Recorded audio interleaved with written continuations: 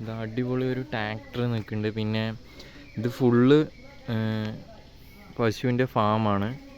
അതിന് അത്യാവശ്യം തീറ്റ കൊണ്ടുപോകുന്ന വണ്ടിയാണിത്.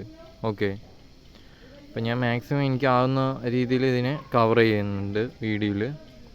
ഇതെൻ്റെ ഹോമിൽ നിന്നൊരു 15 കിലോമീറ്റർ അതിൻ്റെ ഉള്ളിൽ വരുന്നൊരു ഫാമാണ്. പുതുതായി സ്റ്റാർട്ട് ചെയ്തിട്ടുള്ളൂ, അത്ര തന്നെ.